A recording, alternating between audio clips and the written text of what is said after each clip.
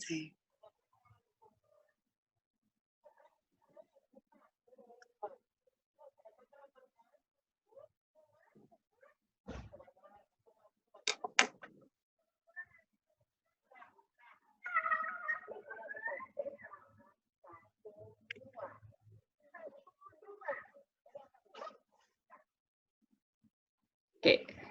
Oke, saya stop ya.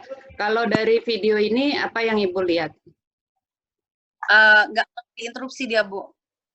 Nggak mau Karena dia, iya, diinterupsi karena dia nganggap jawaban dia yang benar gitu. karena menurut dia jawabannya benar. Berarti point of view dari kacamata anaknya dia benar. Iya. Ya kan? Cara mengkoreksi point of view yang anak rasa benar itu kira-kira gimana, Bu? Dijelasin ya, Bu ya. Tapi kalau dijelasin dia udah terlanjur, maksudnya dia udah terlanjur teriak kan, Bu, maksudnya nggak terima gitu. Dia kan ngitungnya legonya dari warna kan, dia tadi kan. Sementara Ya, legonya itu kan satu, dua. Iya, dia dari dotnya, bener, Bu. Pas diinstruksi, bukan, ini legonya 1, 2, dia udah kesel gitu, Bu. Tapi itu udah pertanyaan terakhir, apa karena bosan atau gimana tuh ya, Bu? Bukan, karena point of view dia yang benar tadi kata Ibu. Kalau dia pikir itu jawabannya yang paling benar. Karena sampai dua kali kalau nggak salah dia ulang lagi hitung dotnya. 1, 2, 3 gitu. Ibu koreksi, ini 2, dia hitung lagi. Makanya dia pikir gini, loh ini kan benar, kok kamu bilang salah? Nah, koreksi kita bukan ngasih tahu ini legonya 1 loh, tapi kita ambil Lego yang asli.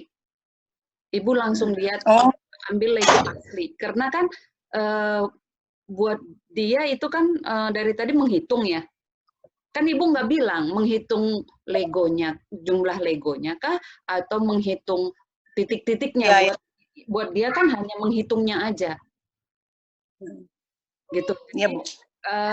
Dari beberapa video yang Ibu kasih, saya lihat sih sebenarnya karena point of view dia yang dia pakai selalu ketika menghadapi satu situasi atau satu masalah gitu.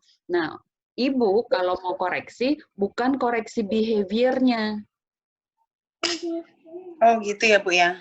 Karena Ibu koreksi buat dia kan ini benar gitu. Jadi yang Ibu perbaikin adalah bagaimana cara dia melihat satu situasi gitu. Kalaupun itu ada terjadi sama ibu juga pasti kesel.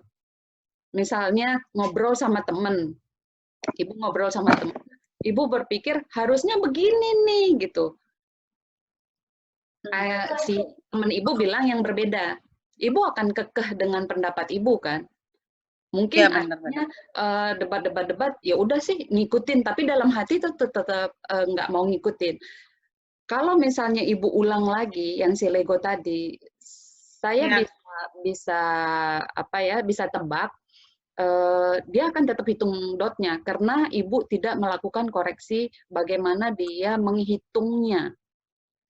Tapi ibu hanya kasih tahu jawabannya. Ini 2, 1, 2. Tapi buat dia di kepala dia udah ikut aja lah. Iya, makanya dia dengan iya Bu ya. Akhirnya kejadian itu bisa berulang terus-terusan. Ini kan mungkin jadi satu contoh dari banyak-banyak situasi yang ibu rasa kok perilakunya berulang terus ya. Karena yang dikoreksi bukan cara dia memandang sesuatu, tapi yang dikoreksi perilaku dia. Jadi kesannya juga adanya mungkin harus pakai baju, Bu. Ini soalnya nanti saya upload. Saya dulu nak, ambil. Nanti saya edit deh yang Iya. Kakak, ambil bajunya dulu. Jadi kalau saya lihat kan sebenarnya ini anak pinter ya. Perilaku dia yang tidak berkenan muncul hanya ketika dia berpikir nggak sejalan dengan apa yang ibu maksudkan gitu. Jadi selama ini saya coba tanya, selama ini kalau dibilangin sekali 2 kali nurut nggak Bu? Nurut Bu, alhamdulillah. Nurut. Dalam hal apa biasanya perilakunya muncul? Kayak yang tadi misalkan. Belajar. Kalau misalnya gitu, kalau misalkan dia kan misalnya suka saya suruh makan gitu ya Bu ya. Areta makan dulu ya, saya bilang gitu. Tapi dia mau pegang, mau sambil main laptop gitu kan, nggak boleh, harus makan dulu, dia bilang. Dia ngikutin Bu, tapi sambil nangis sebentar. Terus nanti jatuhin ya, dia bilang mau jatuhin sendoknya gitu. Pokoknya mulai program behavior kayak gitu sekarang Bu, mulai Bu. Kayak sengaja, jangan, nggak boleh. Terus dia makan lagi. Jatuh gitu Bu, sekarang. Makanannya dijatuhin dengan sengaja?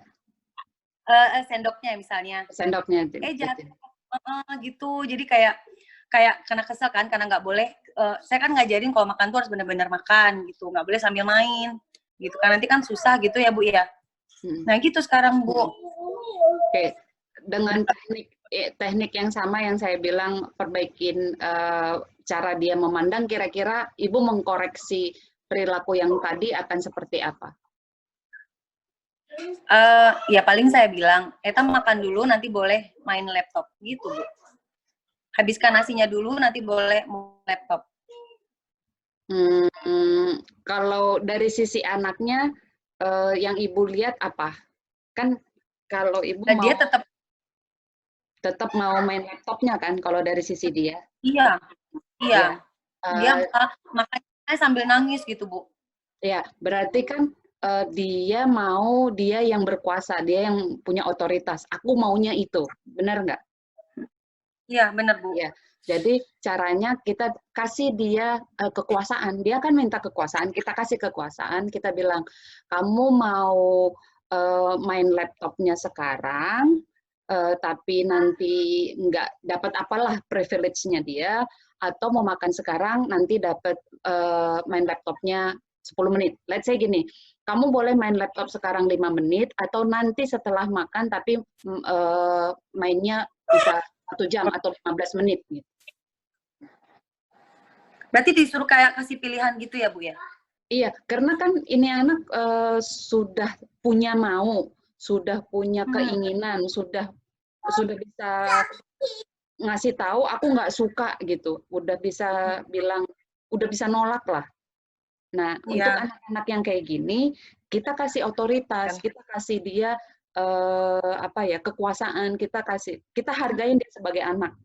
Jadi bukan lagi yang ibu bilang, kamu kerjain ini nanti ini ya, kamu ini ya, nenek, tambah ngelawan Bu.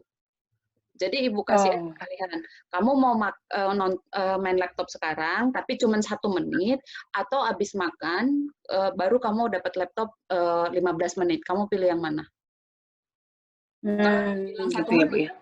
Kalau dia bilang 1 menit, aku biasanya gitu, anak-anak akan nyobain 1 menit, ya udah 1 menit. Ngamuk tuh, karena kan udah habis 1 menit, konsisten ibunya, besok lagi tanya lagi, kamu mau main laptop 1 menit, atau kamu makan dulu baru dapat 10 menit, gitu. Kalau misalnya di handphone, yang bikin keputusan. Kalau misalnya di handphone Bu, saya udah mulai kayak gitu Bu. Misalnya dia kan mau main handphone, nih, dia bilang gitu kan. Ya udah, tapi 3 menit ya, saya hidupin handphone, satu lagi saya pinjam punya papanya, nanti dihidupin alarm deket dia. Kalau bunyi, udah 3 menit, kasih kalau mau dia ngasih Bu. Cuma pas makan ini memang nggak saya kasih kayak gitu, berarti harus kayak gitu ya Bu ya?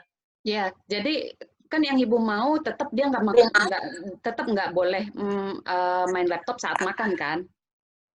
Benar. Ya, itu tetap dijalanin. Istilahnya gini Bu, ibu kompromi, tapi komprominya itu tetap dengan target ibu, makan tanpa laptop. Ya.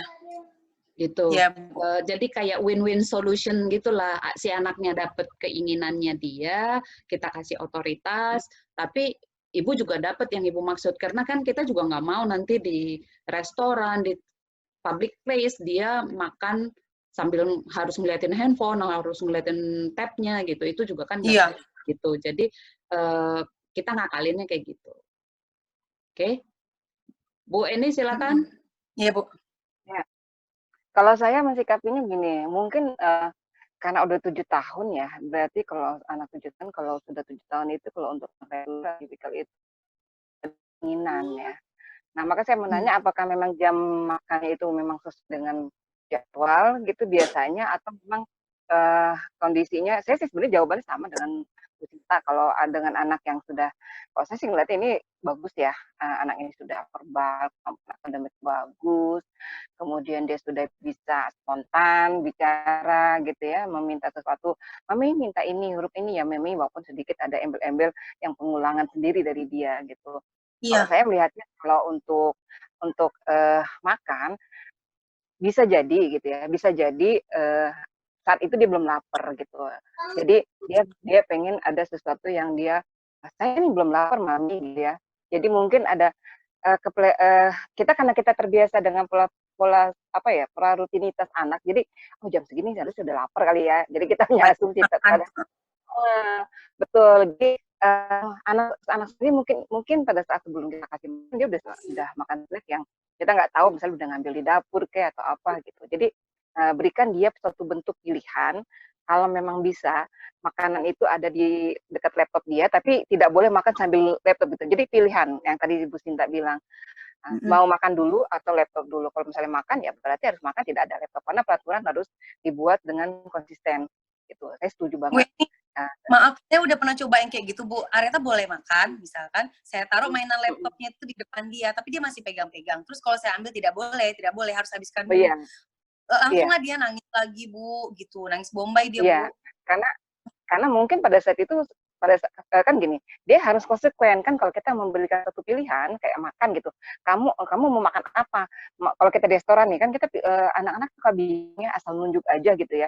Kalau saya memberikan suatu pilihan itu harus minimal 2 aja gitu loh.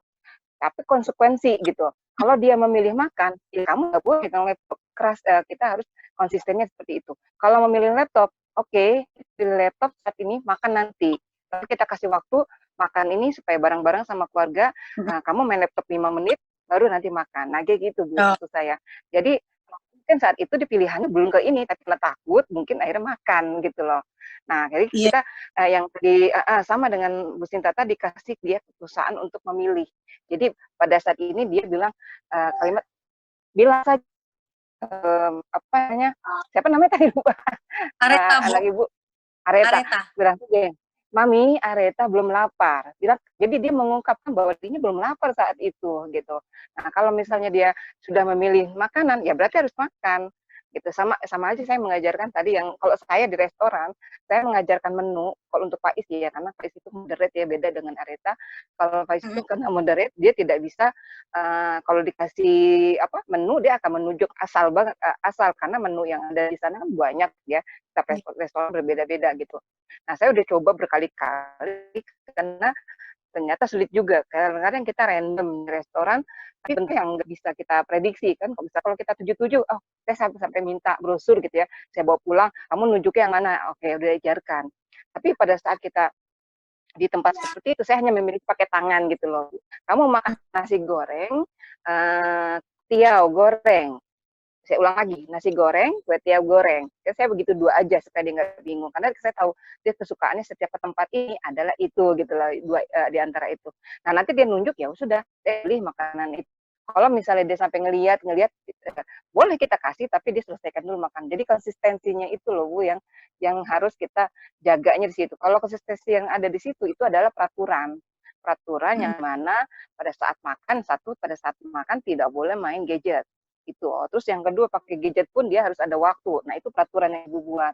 Nah, konsisten yang harus kita jaga. Nah, jadi tapi pada saat kita berbenturan dengan jam makan, kita tanya Areta sudah lapar belum? Gitu Hmm. ya. Kalau dia bilang sudah lapar, berarti kan dia butuh makan. Jadi Areta mau makan main laptop dulu gitu. Nah, kita Ya pasti kasih pilihan pilih biar dia laptop, bisa. Bu. Kalau makan misalnya, Bu ya, Ya, kalau ya ini dia bilang, "Udah kenyang Mami, udah kenyang." Baru 2 suap udah kenyang langsung. Udah maksudnya ya karena dia, udah tambah gede jadi tambah banyak ininya, Bu. Makanya saya bingung, ini apa karena tambah baik kah atau tambah banyak problem behavior? Saya mikirnya kayak gitu loh, Bu. jadi semakin besar Bu, kita tidak melihat anak ABK ini adalah anak yang menurut saja. Sama dengan anak yang sudah Nah, besar. Saya pengalaman saya, jangankan Areta yang maksud saya ya mungkin Areta bisa functioning gitu ya.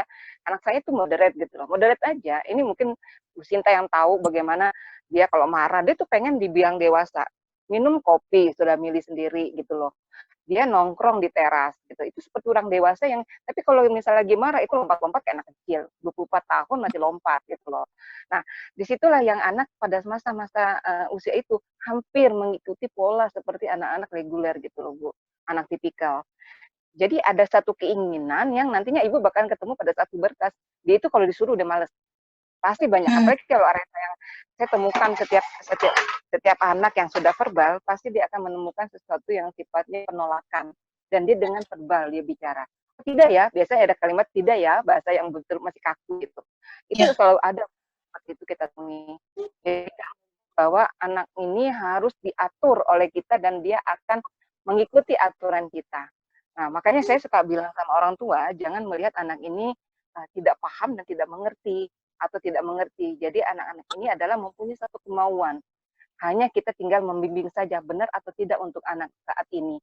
Gitu. Itu yang kita seperti sama dengan anak tipikal lainnya kan, kalau kita ngajarin anak itu seperti bermain layangan, kadang-kadang kita tarik, kadang-kadang kita ulur.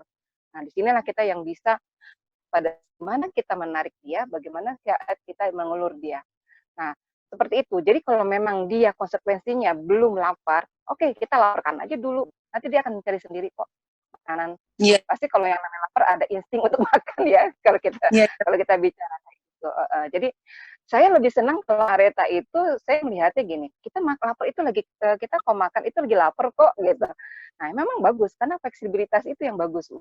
Jadi kalau jangan sampai kaku jam 12 makan, jam 1 harus makan, enggak juga. Mungkin perutnya dia nanti dia bisa menampung sampai jam 2. Nah, itu jangan sampai udah besar masih kita ikuti pola, oh jam 12 makan, jam 3 snack, jam 6 malam. Nah, ini masih pola yang mengikuti anak. Gitu. Jam 12 dia makan, jam 8 dia makan, apalagi kalau sekarang lagi libur. Iya, Bu, ya, Bu. Iya, jadi fleksibilitas. Justru semakin bagus kita memberikan dia fleksibilitas itu, semakin dia paham bahwa rutinitas menurut saya lebih bagus Bu kalau saya. Karena gini, saya mengajarkan Faiz untuk tidak jalan ke arah A, tapi saya sengaja mengarahkan dia ke arah B, C, D, supaya dia tahu kalau pada saat nanti macet di arah A, kita bisa arah manapun kita, yang penting sampai rumah. Jangan sampai ada satu murid saya gitu, saya pernah punya murid ibunya sampai dijemput ke dia mobil, dijambak gitu ya. Karena anak ini sudah 13 tahun hanya tahu satu jalan. Dan ibunya itu iya satu jalan aja. Jadi ibunya itu harus, habis daripada dia nanti marah, ibunya sudah takut duluan dia ngambek gitu dari sejak kecil. Saya bilang semakin dia dengan satu yang perubahan itu, semakin dia aware terhadap lingkungan. Itu bagus kalau saya melihatnya. Mungkin dari sisi kacamata orang tua yang lain melihatnya aduh gimana gitu. Kalau saya justru melihat anak saya, aduh anak saya nggak robot ya ternyata gitu loh. Taunya satu arah aja, lurus aja, hitam putih aja gitu. Jadi semakin tibel itu anak ini malah justru kalau menurut saya lebih bagus. Jadi dia bisa diajak kemana-mana. Pada saat kita pergi restoran kok nggak ketemu ya, apalagi COVID kayak gini, kita di jalan misalnya, aduh restoran pada tutup semua, gimana ya? Dek, kita nggak bisa duduk di sana. Nah anak ini kan biasanya kalau di restorannya duduk lah, makan di situ. Tapi kalau sekarang kan take away. Nah, bagaimana seperti itu? Nah, jadi akhirnya saya juga bilang sama Faiz, waktu sebelum puasa ya, kemarin saya ke Dunkin hanya beli, tidak makan di sana. Jadi paham, dia cuma duduk aja di kursi tunggu, dan dia bawa. Dia tahu kalau take away itu harus dibungkus, bentuknya kayak apa, dan dia nyantai. Nggak ada yang ngamukan, harus duduk di sini. Enggak. Nah, itu yang lebih baik. Gitu. Ya, Bu. Nah, iya. Oke, balik lagi, Sin. Iya. Oke, jadi Bu Eka itu harus lihat Areta bukan lagi sebagai anak dengan diagnosanya. Benar kata Ibu bahwa kok kayaknya ini sesuatu yang bagus ya. Memang betul Bu. Kalau anak semakin bandel itu sebenarnya sesuatu yang bagus. Kutip ya. Karena kalau bandelnya dia itu kan bukan kayak mencuri ya, mencuri itu nakal betul. Tapi kalau bandelnya itu ngelawan, kemudian cari-cari cara supaya apa yang dia mau dia dapetin, kemudian ngakal-ngakalin orang, itu berarti dia fungsi kognitifnya jalan. Cuman dalam versi yang salah aja menurut kita. Tapi kan menurut dia itu kan benar caranya. Nah, yang kita perbaikin bukan perilakunya, kayak tadi saya bilang, jangan pernah lihat bahwa dia punya perilaku yang bermasalah. Tapi kenapa dia jawabnya kayak gitu? Oh, dia jawabnya karena dia ngitung dotnya. Oke, karena dia ngitung dotnya, maka saya ngambil aja deh si legonya untuk dia lihat gitu. Atau kalau misalnya ada kasus-kasus lain di sekolah dia menjerit gitu ya, ada tanya aja kenapa. Oh, ya, aku maunya kayak gini, jelasin. Nah, di sini nih Ibu harus bisa masukin program sebab akibat, program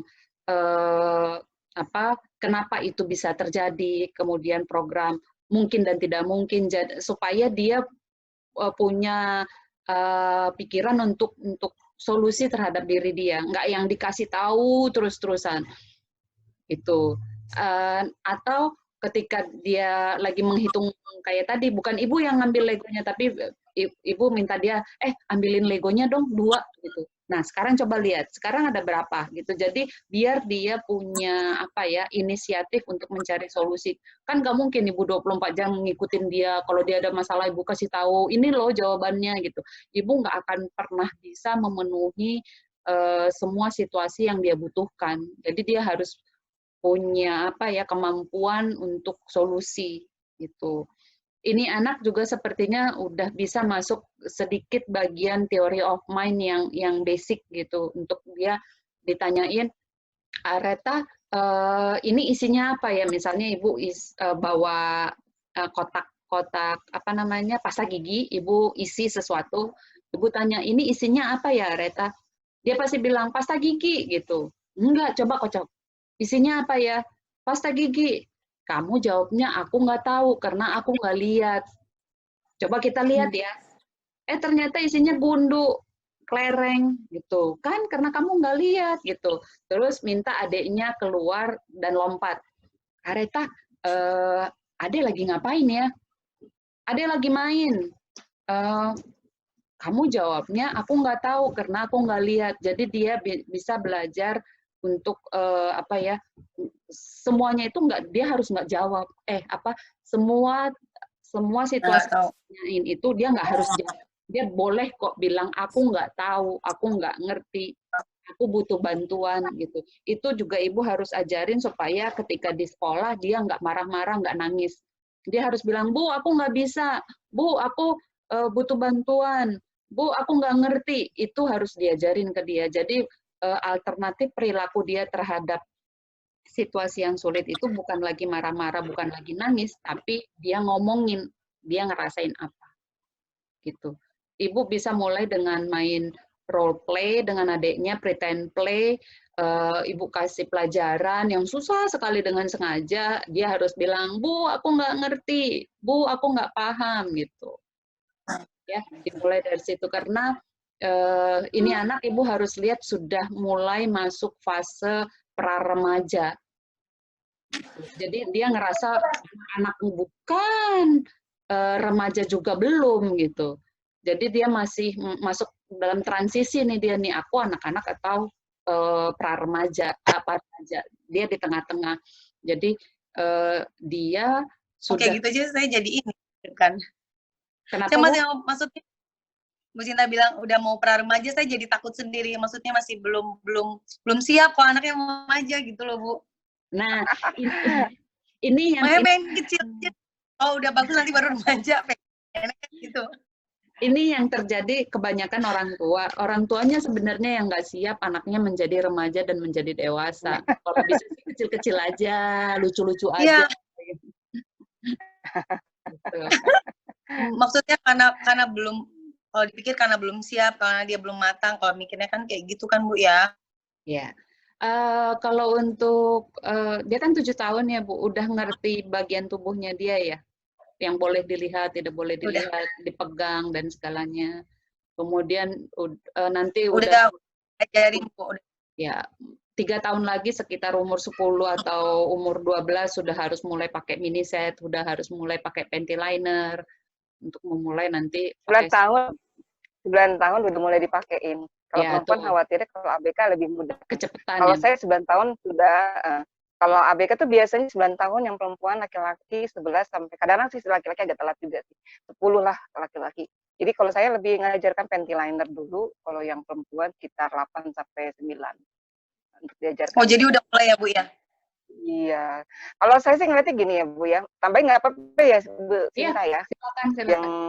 tadi dia melihatnya masalah masalah apa, yang masalah Lego. Nah, saya pernah ngalamin seperti itu, Bu, tapi kita harus paham ya, bahwa pandangan autistik ini kan lebih dia melihat sesuatunya itu detail, bukan global, gitu loh. Gitu. Nah, saya juga suka kecele gitu lah, kecele pada saat ngasih soal sama Faiz gitu. Yang Iya. dilihat itu view-nya dia adalah ini, tapi yang dilihat yang kita lihat adalah view-nya ini. Tapi tidak ada salahnya pada saat dia menyatakan dan itu benar, kayak misalnya hitungnya dot. Ya, oh, kamu ngitungnya dot, berarti benar seperti yang Bu Sinta bilang gitu. Kamu yang ternyata ngitungnya dot ya, iya benar kalau dotnya 3. Tapi coba deh lihat, kalau mami minta yang legonya ada berapa ya legonya, kok ini dotnya. Nah, kadang-kadang saya juga ini terjadi juga yang pada saat saya di sekolah begini, kebetulan suka mengambil makanan yang ada di dapur gitu ya, dapur sekolah. Nah, ini guru-guru tuh dicuriga, kalau setiap dia belok ke arah tet, dipanggil lah namanya, teriak, ayo gini gitu. Nah, kesalahan guru ini adalah ternyata anak ini cuma cuci tangan yang posisinya itu wastafelnya itu deket lemari es atau jadi terkadang kita tuh mempunyai sesuatu penilaian yang negatif. Maaf ya kalau kita bicara seperti itu. Jadi kita Ya, udah saya pernah was-was kayak dulu. heeh, heeh. Kita kita kita was-was itu kan membentuk diri jadi akhirnya kita tidak percaya oleh anak gitulah. Ya, jadi akhirnya saya bilang, coba lihat dulu. Kalau kita pandang aja, kalau dia sudah sampai buka kulkas, berarti kita langsung sekali gitu ke sana gitu kan. Nah, kan kita apa namanya itu sudah ada bukti. Tapi kalau kita lihat dulu cuma hanya sebatas baru di pertengahan antara kulkas dan wastafel untuk cuci tangan, ya berarti kita salah, kita yang salah. Karena kita terlalu menunggu gitu ya tanda kutip. Di situ yang sering kita melihat banyak sekali pandangan-pandangan kita yang kadang-kadang ada kebanyakan kalau saya ngelihatnya kebanyakan kalau di sekolah saya, guru memandang mungkin karena terlalu biasa dengan perilakunya itu akhirnya ada underestimate-nya. Ada ya, Bu ya. Akhirnya saya menjelaskan bahwa kita lihat dulu bagaimana salah. Kalau dia ngambil makanan, dia hanya mengambil makan dan dia juga tidak diet gitu saya bilang. Nah, itu kan tidak sesuatu yang sifatnya fatal gitu. Nah, itulah yang saya selalu memberikan suatu kepercayaan kepada orang guru-guru bahwa kita percaya dulu sama anak ini bagaimana berproses. Kalau untuk masalah pubertas ya, Bu ya. Masalah pubertas Ya. juga saya pernah ada bukan pernah, ini dialami saat ini oleh satu orang tua di inklusif. Dia kebetulan anak hanya satu-satunya, kebetulan ya bapaknya memang dokter gitu ya, maksudnya secara akademik bagus sekali, mungkin kecewa atau gimana. Jadi menganggap anaknya itu kecil terus gitu loh. Ini mungkin pembelajaran aja buat kita semua.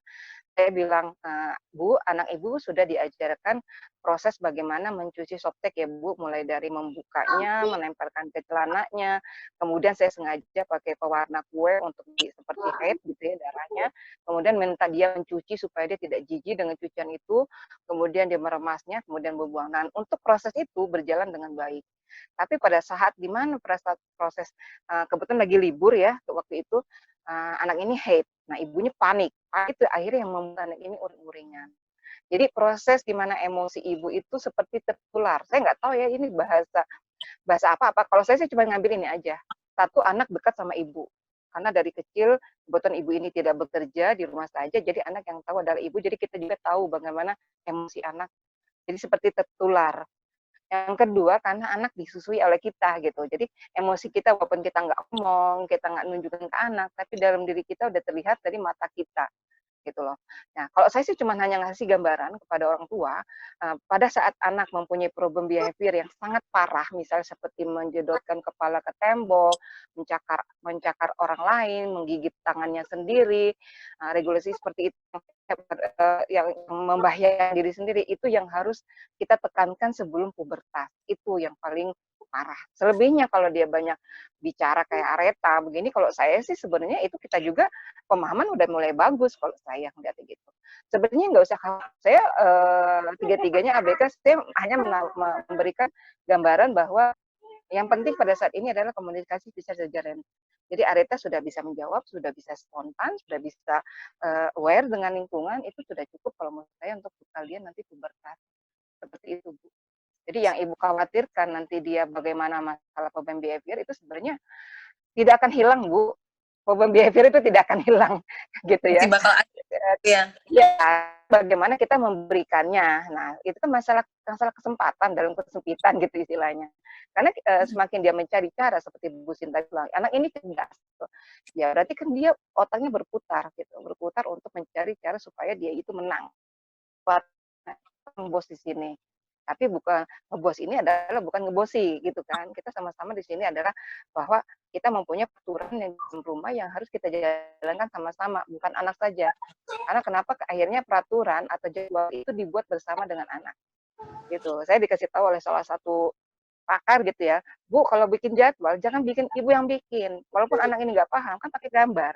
Pakai gambar. Kalau memang anak ini nggak paham jam, ya kasih ajarkan dulu jam, tentang jam. Yang boleh, tidak boleh di sini, yang harus dilakukan yang segini apa. Nah, disitulah kita membuat satu jadwal untuk anak bahwa diminta dia jadi kayak perjanjian gitu. Tapi kalau kita bilang lah, kamu yang bikin kan perjanjian ini, jadwal ini, berarti kamu melanggar sendiri. Gitu. Kalau itu kan udah 7 tahun udah bisa ditanya. Apalagi Areta sudah paham pasti. Jadi kalau menurut saya nggak usah khawatir, Bu. Memang kita untuk anak yang sudah puber kita pengawasan terhadap dunia luar memang kita harus lebih hati-hati. Nggak usah hanya perempuan, Bu, anak laki-laki juga sekarang udah khawatir ya, Bu ya. Jadi Nah, sekarang udah iya lagi betul. Jadi berkebutuhan khusus kan, Bu, takut di apa? iya, betul. Nah, yang penting kita mencari misalnya ya guru pendampingnya jangan laki-laki lagi, misalnya ya kalau memang pertama-tamanya itu laki-laki. Jadi kita upayakan umur 8 tahun nanti jangan kita lebih banyak ke area ke ibu. Kalau misalnya ada apa-apa kita nanti sama adik kalau yang laki-laki misalnya udah dipisah kasurnya. Kita juga udah ke area yang kewanitaan seperti itu. Nah, kayak gitu sih persiapannya, Bu. Kalau masalah emosi akan pasti ketemu, jangankan masa pubertas, masa dewasa seperti usia 24 tahun aja Faiz masih mengalami problem. Jadi kita memang harus berjibaku nggak pada saat dimanapun pasti ada sesuatu gitu. Semakin dia tinggi kognitifnya, memang saya menemukan perilakunya sudah mulai balik gitu ya. Tapi paling tidak ada masa di mana mulai kena sensorinya, masih rigid gitu ya, ada yang dia tidak nyaman, itu pasti akan bisa. Nah, kalau untuk anak high function biasanya dia mempunyai satu metode untuk menghandle itu. Lain dengan moderate, mungkin moderate pertama-tama dia marah dulu, ya paling kita nanti yang akan mendampingi dia untuk menyelesaikan masalah sensorinya jika dia masalah itu meltdown-nya seperti itu. Jadi justru persiapan, Bu, jangan khawatir, itu kita yang mempersiapkan bagaimana masa pubertas dia itu. Iya. Gitu. Bismillah ya, Bu. Ya, kalau saya rekap sedikit, Areta itu sekarang sudah 7 tahun dengan kemampuan yang bisa dibilang sudah cukup ya. Ibu menganggap perilakunya bermasalah karena kacamatanya masih dari kacamata orang luar. Mulai dari sekarang, kalau Ibu mau memperbaiki yang Ibu bilang adalah masalah perilaku, Ibu pakai kacamatanya dia, pakai dari sisi dia, dari sudut pandang dia. Jadi solusinya lebih bertahan lebih lama daripada Ibu cuma kasih tahu A, B, C, D gitu. Nah, untuk sekolahnya Ibu bisa ceritain sedikit? Jadi kalau sekarang tuh kan Areta dia di TKB, Bu. Nah, nanti, jadi kalau di sekolah, Areta ini kan kesulitannya masih di sosialisasi, Bu. Jadi kalau di sekolah itu sepertinya semua tergantung ke guru pendamping. gitu loh Bu Eni, Bu Sinta. Jadi kalau misalnya kayak mau bersosialisasi dengan anak lain harus maksudnya guru pendampingnya harus in charge ke teman-temannya. Main dong sama Areta. Nih, Miss Fani ada apa video kan anak-anak suka main HP kan Bu. Jadi ini kita sama-sama yuk tapi main sama Areta ya. Bu. Terus kayak misalnya ya gitulah Bu. Jadi artinya harus benar-benar GPK-nya yang harus aktif gitu Bu. Nah kalau di rumah juga gitu, dia main sebentar tapi nanti lama-lama nanti dia tinggalin adik yang lagi, main sama adik, sebenarnya gitu kan, main sebentar, nanti dia main lagi, lari lagi gitu loh Bu. Masih sosialnya Bu, menurut saya Bu.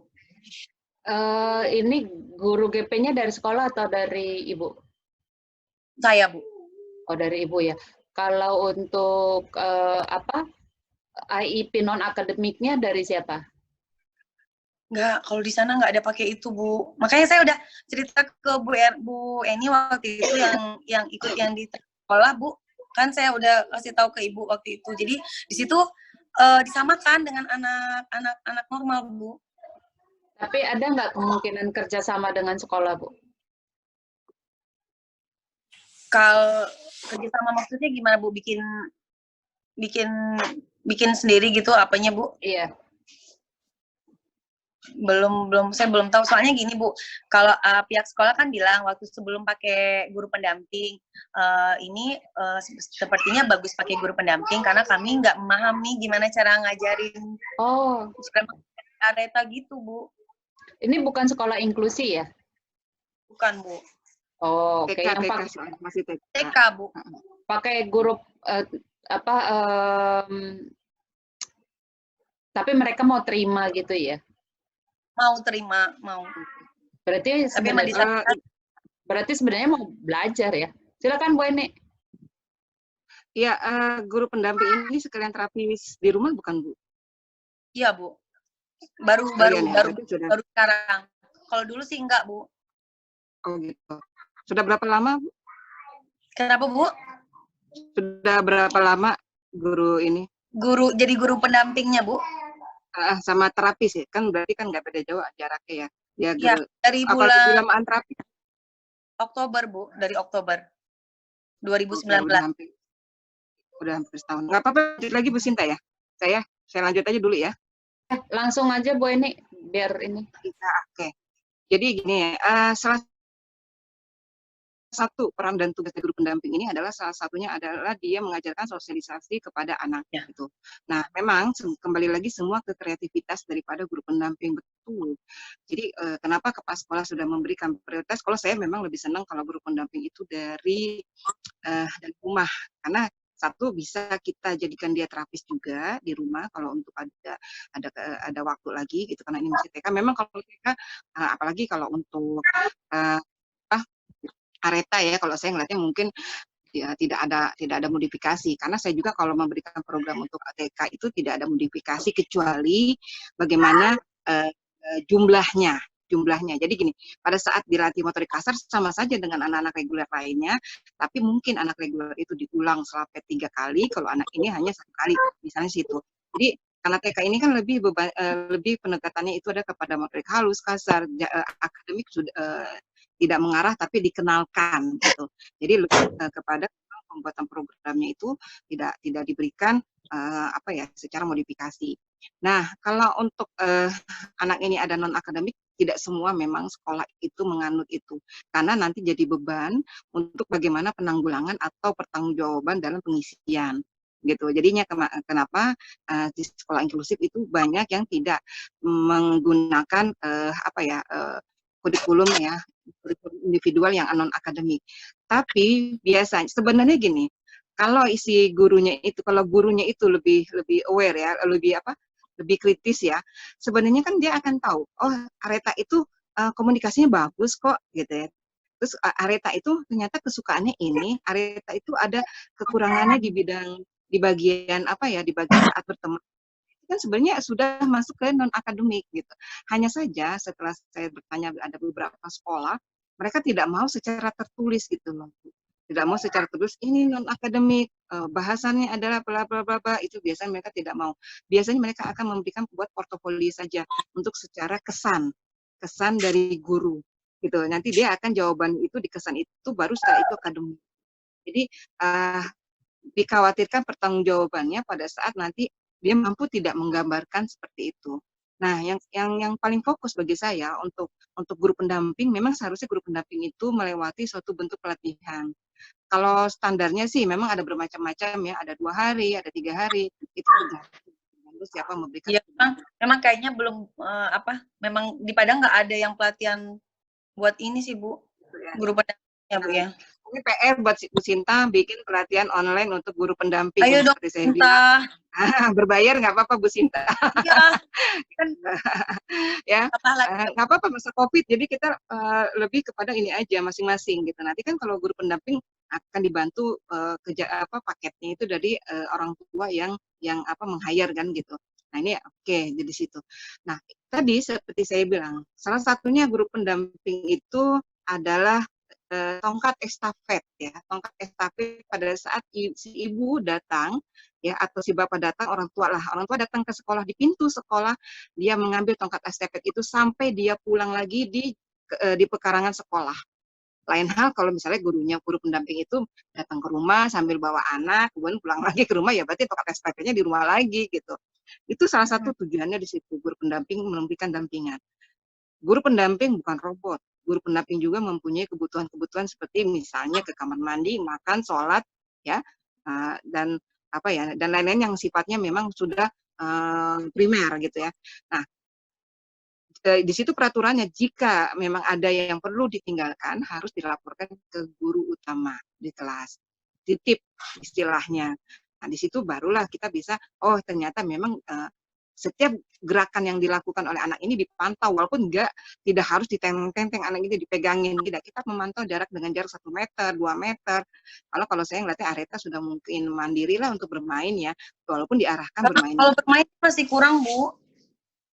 Ya, maksud saya untuk paham permainan itu dia kebanyakan dia bisa, cuman hanya dia untuk berkelompoknya itu gitu loh. Ya. Nah pada saat ini yang sering terjadi luput dilakukan oleh guru pendamping pada saat istirahat, ini yang sering terjadi. Jadi anak ini istirahat, guru pendampingnya istirahat gitu. Nah sampai saya melihat satu kasus yang di inklusi itu anaknya lari-lari kemana-mana, guru pendampingnya jajan makan dulu gitu. Saya sampai marah, sampai itu kalau terjadi ada apa-apa itu tidak boleh. Kalau mau makan, memang makan nasi atau apa, ajak aja Areta deket dia. Kalau Areta memang tidak bisa atau apa, kita bisa minta tolong seseorang, ya seperti itu. Adalah yang bagaimana caranya supaya dia bisa memantau terus anak ini. Karena pada saat istirahat, inilah yang sangat krusial pada saat anak dikenalkan bagaimana sosialisasi terhadap teman. Gitu. Nah, otomatis ada kreativitas dari guru pendamping. Yang pertama, dia mempunyai suatu bentuk latihan. Misalnya dia panggil Areta, terus Dina, Sinta, misalnya. Itu kita main. Nah, ini sesuatu permainan yang sangat menarik buat anak yang tipikal 2-3 tuh. Ya, jadi akhirnya dia bisa bergabung dengan anak kita. Atau juga mungkin kita pada saat melihat Areta sudah mau ngedekati, langsung Dina, Sinta, boleh nggak ya Areta main di sini, gabung, ikut di sini, seperti itu kayak begitu.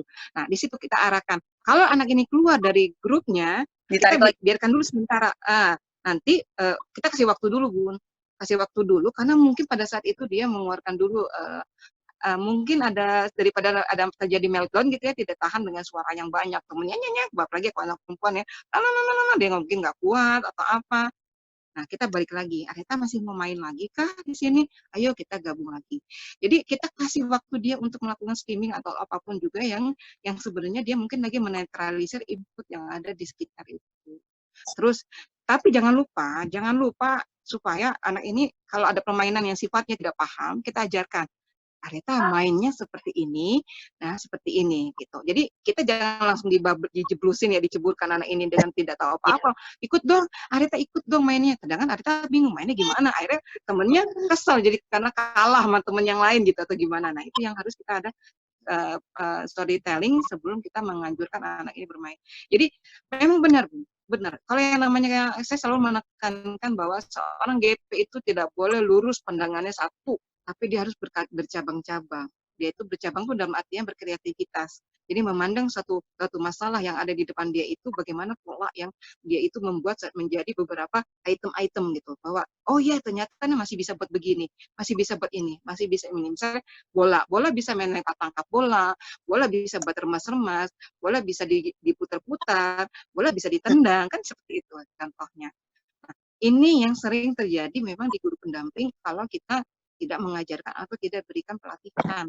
Karena apa yang terjadi gitu, dia sudah sibuk. Belum lagi kadang-kadang, makanya saya kalau ngelihat kalau guru pendamping yang untuk dibayar sama orang tua, saya selalu bilang gini, kalau Anda dibayar orang tua, berarti Anda harus minta izin oleh orang tua jika diminta tolong untuk menyelesaikan suatu pekerjaan di sekolah.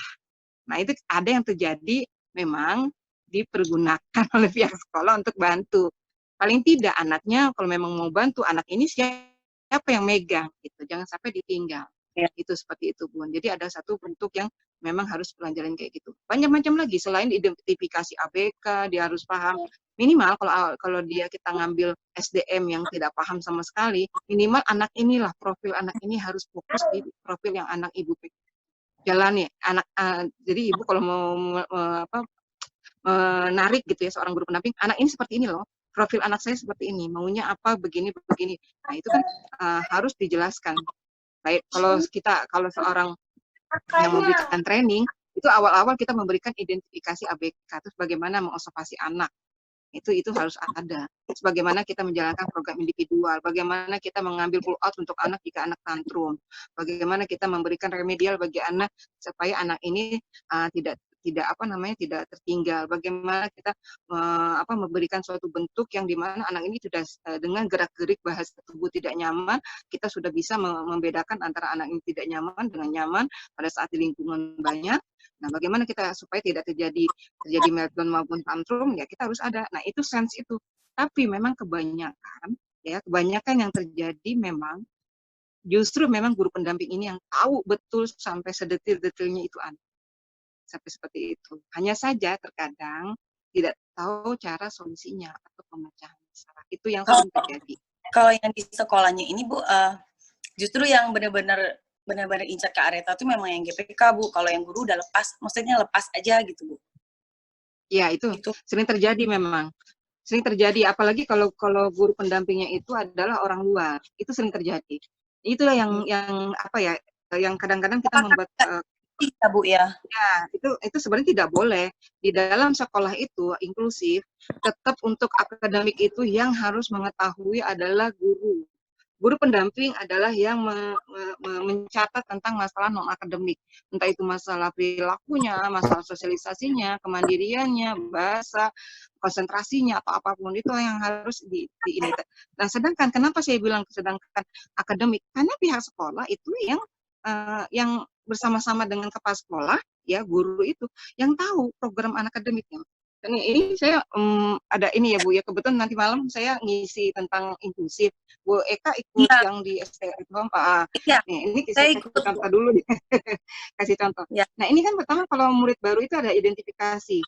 Biasanya kalau saya memberikan pelatihan kepada sekolah, itu semua guru sampai semua manajemen sekolah, mulai dari supir, tukang kebun, segala macam, itu saya ajarkan mengenai identifikasi. Identifikasi nggak usah kalau kita bahasanya tukang kebun sama satpam atau Bu itu kita bahasanya anak yang ada di situ. Di sekolah itu kita terimanya anak apa aja dengan diagnosa. Tapi kita tidak bicara secara detail diagnosa itu apa gitu. Tapi kita mengetahui bahwa anak ini begini. Jadi jangan sampai di satu sekolah kalau anak ini nimpukin si bapak ini, ya bapaknya sampai marah-marah, mukulin lagi, balas gitu misalnya diangkat anak kurang ajar. Jadi biar dia tahu, oh ternyata dia ABK. Nah, jadi semuanya itu harus tahu. Itu harus tahu identifikasi. Akhirnya si guru yang bertugas sebagai penerima siswa baru, dia akan mengetahui ada yang berbeda dari anak tipikal. Jangan banyak-banyak, gitu. Nanti dia nggak ikutan. Oke. Pertanyaan loh, Bu. Iya, nanti kan pertanyaan Bapak yang nanya Bu Eka nanti itu bocoran. Nah, nanti di sini kan ada yang tipikal, ada yang ABK atau reguler, ada yang ABK. Kemudian nanti di sini ada assessment. Kemudian tulisannya bagus ya. Ada assessment, ada profilnya. Nah, dari assessment ini kita ketahuan profilnya, kemudian kita bisa intervensi. Di intervensi inilah kita bisa membuat program. Programnya apa? Bentuknya itu seperti RPP maupun PPI. RPP itu kita akan tahu, oh ternyata anak ini belum bisa baca kelas 1, oke, kita kasih aja yang biasa dulu, karena pelajaran kelas 1 adalah seperti TK, kita tetap pembelajarannya bentuknya biasa, tidak ada modifikasi dulu, hanya mungkin jumlah dulu. Nah, barulah kita pengerucutan di kelas 2, mungkin ada modifikasi karena ketahuan anak ini memang tidak bisa mengikuti pola dari anak-anak reguler lainnya. Nah, anak reguler lain namanya adalah adaptasi, sedangkan anak kita yang kalau tidak bisa adalah modifikasi. Nah, disitulah kita bisa ketahuan. Nah, di PPI ini itu ada pecahannya lagi gitu loh, Bu. Pecahannya itu yang tadi yang Bu Sinta bilang, ada non-akademik, ada akademik. Nah, di akademik inilah sebenarnya kekuatannya itu yang dimiliki adalah pihak guru, bukan dari guru pendamping. Yang sering terjadi, jadi jangan kaget, dimanapun juga Bu, yang mengaku-ngaku inklusi, pasti semua guru itu akan lepas. Karena apa? Kalau anak-anak yang lebih banyak modifikasi, mereka capek bikin soal yang jadi mereka tuh udah bikin ngurusin anak ini aja. Padahal itu sebenarnya salah. Itu salah sekali. Karena ABK itu kan ada di dalam kelas. Beda dengan sekolah, ada kan sekolah namanya sekresi yang dia itu ya menerima ABK, tapi ABK-nya dicampur. Jadi sesama ABK itu satu ruangan saja, tidak masuk ke kelas, ya. Jadi itu sekolah segresi. Jadi dia itu menerima ABK, tapi ABK-nya jadikan satu. Itu ada di Jakarta. Sekolahnya besar, bagus. Hanya bisa mengikuti pada saat kegiatan misalnya pertandingan olahraga, pentas seni, atau apapun yang sifatnya tidak mengganggu area akademik. Nah, itu baru ada. Di Padang juga ada. Di Payakumbuh waktu itu saya menemukan kasus seperti itu. Gitu ya, kebetulan teman saya ada di Payakumbuh. Nah, jadi kalau inklusif itu justru anak ini ada di antara para reguler. Berarti kan itu murid si guru kan, murid guru A. Jadi kalau dia tidak menyatakan melepas tangan, berarti dianggapnya anak murid guru A, ya kan? Bener nggak? Iya. Kayak gitu. Iya. Nah, itu yang harus ditegaskan. Kalau bisa sih ibu protes aja sama sekolah. Gitu. Nanti dibilang kalau ini lepas inklusi, Bu. Nanti dibilang gitu lagi, Bu. Kenapa bukan inklusi? Ya kenapa? Kalau saya bisa tengahin gini kali ya, Bu. Beberapa murid saya yang masuk ke sekolah, either dia inklusi atau non-inklusi, orang tua, saya bilangnya bukan berkewajiban sih, tapi boleh menjembatanin yang si sekolah itu tidak mampu lakukan. Gitu. Jadi misalnya ibu lihat nih, oh mereka menolak untuk membuat pelaporan, berarti ibu ambil peran di situ. Oh mereka kesulitan menyediakan materi, ibu ambil peran di situ. Jadi ibu bisa terlibat langsung gitu. Karena kan mereka dalam satu kelas itu, let's say ada 5 atau 10 anak. Kalau apalagi mereka belum tahu kata ibu tentang ABK. Jadi yang tadi saya tanya, mereka nggak paham katanya gitu. Ya, apalagi tadi kan saya tanya apakah ada program non akademiknya, ternyata tidak ada. Makanya ibu yang menjembatanin, oh saya boleh nggak bantu untuk melakukan program non akademiknya? Pasti mereka akan bilang, oh ya silakan Bu gitu. Kenapa ibu harus buat supaya mereka tahu ibu targetnya apa ke anak ini gitu. Jangan sampai kayak ada gap gitu loh, si guru ngerjainnya apa, si GP-nya ngerjainnya apa. Ibu kayak kayak ngelaporin aja ke mereka, ini nanti ngerjainnya gini ya, non akademik misalnya dia cuman salaman saja sama temennya, kan nanti ada beberapa bisa belajar sama Bu Eni, atau nanti dia cuman belajar berbaris dulu, atau dia cuman belajar kalau di sekolah mungkin ya masih TK reading time dia bisa bertahan dalam lingkaran selama 5 menit di awalan, nanti sampai selesai ceritanya gitu. Jadi si guru yang di kelas ini dia nggak perlu mengerjakan apa-apa dalam program tersebut, tapi dia tahu oh si guru pendamping itu lagi ngerjain ini loh. Jadi dia nggak merasa kok kamu mengintervensi saya ya, atau kamu ini ya gitu. Supaya komunikasinya baik, Bu. Supaya si sekolah dan gurunya juga merasa terbantu. Ibu bilang aja, Ibu butuh bantuan apa? Ke gurunya langsung bilang begitu. Iya Bu, Areta ini kalau udah selesai ngerjain, dia cepat selesai. Dia habis itu dia jalan-jalan. Oh, nanti saya siapin worksheet yang lain ya Bu, gitu. Atau, Bu, iya dia nih kalau misalnya di dalam lingkaran suka iniin temennya. Hal-hal begitu tuh harus Ibu buka komunikasinya. Ibu harus kayak apa ya, kayak begging ke mereka, kayak minta mereka. Jadi istilahnya Ibu nunduk dikit nggak apa-apalah. Bahkan jadi kayak pelayan mereka pun nggak apa-apa, karena mereka memang butuh bantuan gitu. Sini kamu mau butuh bantuan apa gitu. Ya, Di situ. Ini kan Bu Sinta, saya kan udah pernah minta ke gurunya, Bu, saya boleh nggak minta kira-kira apa ya yang akan diajarin, misalnya dalam waktu seminggu misalnya tuh. Jadi saya bisa ngajarin dulu di rumah. Terus saya bilang, oh nggak bisa dong Mami, itu sama aja kayak ngasih bocoran. Gurunya bilang gitu Bu. Jadi saya baru dapat laporan. Dia bilang gitu, padahal kan kalau kita kuliah kan udah ada kuliahnya aja udah tahu apa yang mau diajar. Kalau itu dia bilang, oh nggak bisa nih, itu kan sama aja kasih bocoran. Nanti pintar sendiri dong Areta. Itu gitu. karena konsep berpikir mereka. Balik lagi Bu, Ibu kalau lihat ada orang merespon, ini bukan hanya ke anak ABK yang tadi ya, tapi ketika ada orang merespon, Ibu harus lihat, oh dia ngomong begitu karena apa ya?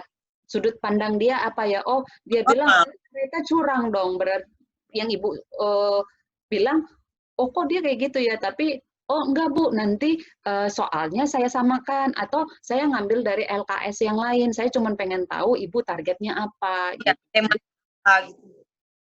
Jadi ya. Dia akan mau ngasih, karena kan dari sudut pandang dia ini nggak adil sama teman-temannya yang lain, gitu.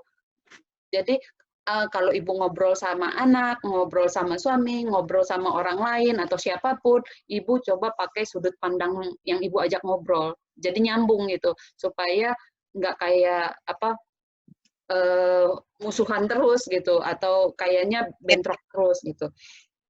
Kemudian mengenai bersosialisasi berteman, itu Ibu buat aja 2 target. 1 target di rumah, 1 target di sekolah. Kalau di sekolah itu yang masuk ke non-akademik tadi, entah hanya duduk dalam lingkaran, entah hanya berbaris, entah bersalaman, entah sharing gitu. Nah, tapi itu singkat-singkat aja, karena kan kemampuan sosialisasi di sekolahnya yang belum ada. Jadi hanya kayak 1 kata, hanya persekian detik gitu, entah 10 detik. Tapi kalau yang di rumah, dalam komunikasi ke temennya Bu. Iya. Gitu, nanti Ibu bisa konsul sama Bu Eni mengenai apa saja yang di dalam non-akademik. Nah, untuk yang di rumah, Ibu pakai playdate. Playdate itu 1 tahun di atas dia atau 1 tahun di bawah dia. Ibu ajak, misalnya cooking time, yang si Areta punya telurnya, temennya punya tepungnya. Jadi mereka harus saling tukar. Mereka playdate itu bukan berarti tanpa supervisi, Ibu tetap temenin. Jadi si anak yang udah diajakin ini di briefing dulu, nanti kamu gini ya gitu. Kalau misalnya adiknya memang sepertinya bisa diajak kerjasama, adiknya juga nggak apa-apa gitu. Atau kalau ada kakak atau sepupu itu juga nggak apa-apa. Yang penting ini anak yang akan jadi temennya dia, badinya dia itu bisa diajak kerjasama. Jadi ada 2, karena kita nggak bisa bilang, ayo kamu main di sekolah, sedangkan skill itu belum diasah di rumah dulu. Gitu. Ya, jadi ya Bu, itu PR saya Bu. Ya, PR Ibu ada 3 nih. Pertama, buat si sekolah itu merasa terbantukan dengan adanya Areta, karena Ibu harus tanamin kepikiran mereka dengan adanya Areta di sekolah itu sebenarnya sekolah itu sedang dinaik daunkan gitu loh. Karena, dia mau terima ini loh gitu. Nah, saya akan berjalan mendampingi sekolah ini untuk menjadi benar-benar siap nantinya akan jadi inklusi. Itu. Saya mau bantu gitu. Biar mereka ngerasa Ibu itu bukan menjadi beban tapi sebagai partner. Yang kedua adalah buatkan program IP non akademik ibu yang buat, nggak minta mereka yang buat. Nanti ibu bisa tanya Bu Eni. Kemudian ketiga, lakukan playdate di rumah untuk mengasah kemampuan social skill-nya. Oke? Iya, Bu. Ada Siap. yang mau ditanyain lagi? Oh ya, yang steaming itu, Bu. Kalau steaming itu, Ibu harus lihat di mana, kapan, sama siapa, saat apa. Karena ini akan sangat berpengaruh. Kalau misalnya di mana berarti, tempat itu yang bikin dia steaming. Saya sekarang tanya dulu deh ke Ibu. Ibu biasanya ada dalam satu situasi yang nggak enak, apa yang akan Ibu lakukan? Nggak enak. Apa? Misalnya kayak sekarang, ini kan saya kayak steaming nih ya, Bu ya. Ya, jadi Ya. steaming itu kan stimulasi diri. Jadi stimulasi diri bisa jadi saya nggak tahu aretannya karena apa. Mungkin karena dia bosen, karena dia capek, karena nggak ngapa-ngapain, tugasnya terlalu sulit, tugasnya terlalu gampang, atau dia emang pengen bengong aja. Kita juga kan pernah bengong gitu. Kita juga melakukan itu. Yang diajarin adalah bukan stop steamingnya, tapi stop membantu dia mencari alternatif perilaku terhadap, misalnya kalau pelajarannya sulit, dia harus ngapain, atau pelajarannya terlalu mudah, dia harus ngapain, atau kalau dia bosan, dia harus ngapain. Jadi bukan steamingnya yang diberhentikan, tapi cari penyebabnya untuk kita kasih penggantinya. Jadi kalau Ibu bilang, Bu, gimana cara stop steamingnya? Ibu harus cari tahu dulu yang dia mau apa. Makanya selalu pakai kacamata anak. Contoh kayak misalnya dia mainan, boneka kecil gitu, Bu. Terus kalau dia lihat itu, dia kalau mainan dia suka kayak misalnya kayak hadiah dari KFC gitu, bukan ada kayak boneka miniatur gitu. Dia pegang-pegang, lihat-lihat, terus nanti dia udah kayak kelihatan lah steamingnya udah kesenangan kayak gitu. Terus saya bilang, Eta nggak boleh kayak gitu. Dia berhenti. Nanti saya share screen yang video dia yang steaming ya.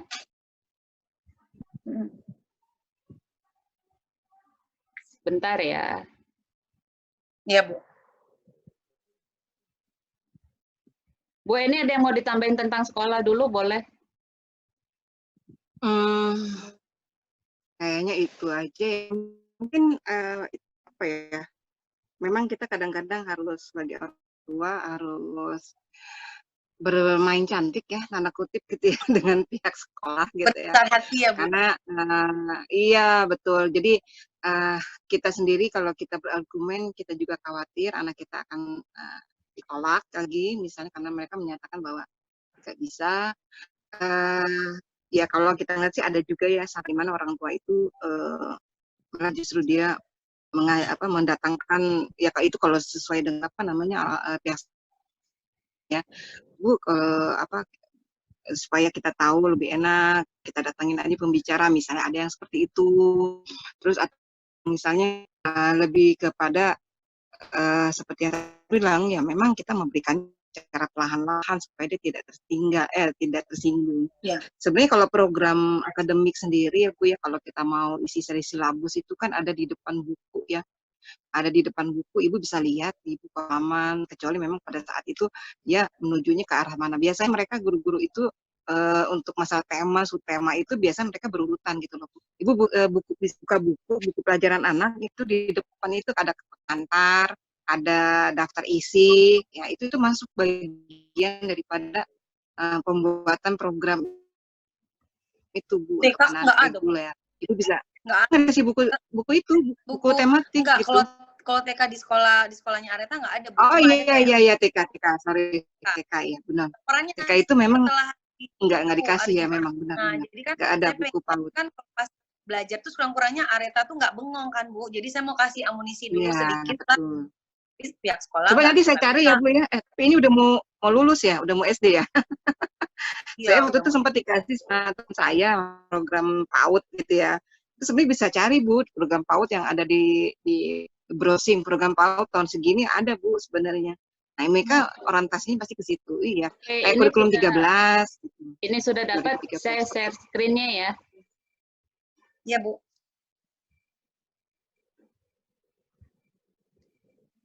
Ini videonya yang menurut Ibu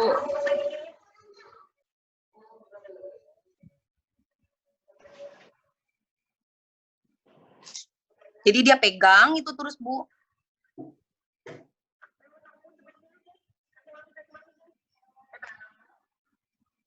Oke, itu cuman sebentar sih, cuman sedikit itu ya. Iya, karena saya langsung pas lihat streaming saya langsung videoin gitu. Ya, ketika Ibu lihat dia streaming, apa yang Ibu lihat? Kan nggak normal. Kalau anak normal, anak biasa kan nggak normal pegang terus lama-lama diliatin terus nanti bisa kayak senang kalau lihat gambar walaupun dia komen. Ada singa, ada walaupun dia komen, tapi kan itu sebenarnya kan nggak normal kan, Bu. Kan pengennya ngajarin ini nggak baik loh gitu loh, Bu. Ya, mungkin Ibu harus mulai videokan semua apapun yang aktivitas Ibu lakukan sama dia, tapi ketika Ibu akan mereview, ketika akan Ibu evaluasi, semua ganti dengan kata positif. Jadi bukan, oh itu kan nggak normal, oh itu kan nggak umum gitu. Nah sekarang coba latihan, kalau saya tanya apa yang Ibu lihat, ganti dengan kata positif. Apa yang Ibu lihat dari video tadi? Yang dilihat bagus, dia bisa komen, ini ada apa, ada gambar apa, gitu. Karena memang dia emang suka binatang sekarang, Bu, gitu. Oke, jadi kan sebenarnya sekarang sukanya binatang. Ya, berarti ketika dia streaming itu sebenarnya apa sih yang terjadi sama dia? Dia menikmati, Bu. Yes, dia menikmati, dia menyukai. Kalau Ibu suruh stop, akan stop nggak, Bu? Dia stop, Bu, tapi nanti kalau saya ini lagi, nanti dia ambil lagi, dia mainin lagi gitu. Karena apa tadi? Karena dia menikmati, dia senang. Karena dia menikmati. Jadi yang Ibu, kalau dari pandangan tadi, yang saya bilang selalu, saya akan ulang-ulang pakai kacamata dia, kalau dia menikmati berarti kita stop kenikmatan itu, atau kita carikan hal yang sama dengan kenikmatan itu, atau kita masuk ke dalam kenikmatan dia. Karena itu nggak akan langsung hilang kalau Ibu bilang stop ya, nggak boleh streaming gitu, itu nggak baik. Atau Ibu nggak sebut streamingnya, tapi Ibu bilang nggak boleh lihat kayak gitu, itu nggak akan menghentikan, karena itu enak. Sama halnya saya suka banget sama roti misalnya, atau sama donat. Orang mau bilang nanti lu diabetes, nanti gini-gini, tetap aja dimakan, tetap aja dinikmatin gitu. Jadi yang Ibu lihat adalah, oh dia itu melakukan karena dia seneng ya, karena buat dia itu enak ya. Oke, kalau kayak gitu saya jump in deh, saya ikutan masuk deh ke dalam kenikmatan dia. Oh itu ada dino ya, ini dan ini ya. Kalau Ibu nanya, apakah nanti streamingnya jadi hilang, Bu? Minimal apa yang akan hilang, Bu, ketika Ibu jump in atau join ke dia ngomongin benda yang dia pegang, apa yang akan hilang? Yang aneh-anehnya, Bu, pasti dia lebih komunikasi gitu ya, Bu? Yes. Ketika itu nanti di tempat umum, dia lagi pegang, Ibu langsung masuk, Ibu ikutan komen, orang akan lihat dia aneh nggak? Nggak. Nggak, karena dia ngobrol dan berinteraksi sama Ibu. Gitu. Dan keinginan dia untuk ngomongin atau untuk ngeliatin itu binatang juga akan terpuaskan. Jadi dia tahu nih, oh oke, kalau saya mau lihat binatang kecil-kecil ini di tempat yang kotak ini, saya akan ajak mama gitu. Jadi Ibu memasangkan diri Ibu sebagai sesuatu yang menyenangkan juga terhadap benda-benda yang dia sukai.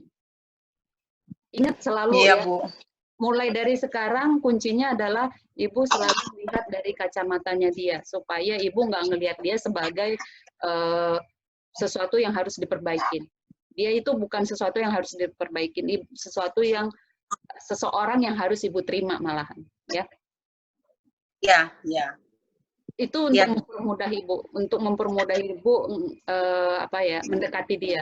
Kalau ibu bilang oke, saya menerima kamu, itu akan lebih mudah dibandingkan saya akan memperbaiki kamu.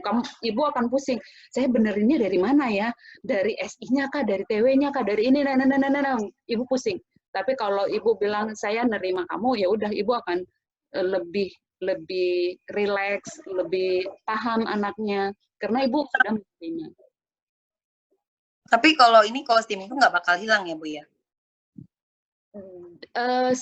Kalau karena kita sebagai orang yang katanya normal nih, katanya kan kita normal nih. Itu juga kita masih steaming. Itu juga steaming. Saya juga masih suka bengong, saya juga masih, cuman saya tahu kapan dan di mana. Itu yang nanti anak-anak ini diajarin. Kalau ada yang murid saya yang dia harus clapping, usianya udah 17. Tapi dia tahu nih, oh oke, kalau saya lagi jalan di mall, saya lagi di lagi di arisan keluarga, itu tangannya masuk ke kantong. Dia tahu tuh, oke, masuk ke kantong aja. Nanti kalau dia udah lagi pengen banget, dia pergi ke toilet, terus dia goyangin tangannya dia gitu. Jadi yang kita ajarkan adalah bagaimana dia menempatkan kapan dan di mana. Gitu. Dan bisa jadi juga, Bu, itu nanti ganti lagi, berubah-ubah. Namanya kesukaan itu kan berubah-ubah.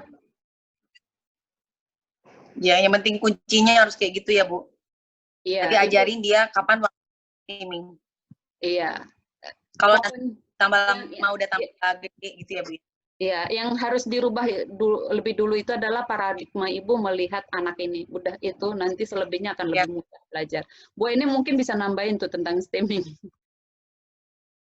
Kalau streaming ini kan sebenarnya bentuk dari dia menginginkan yang masuk secara berlebihan.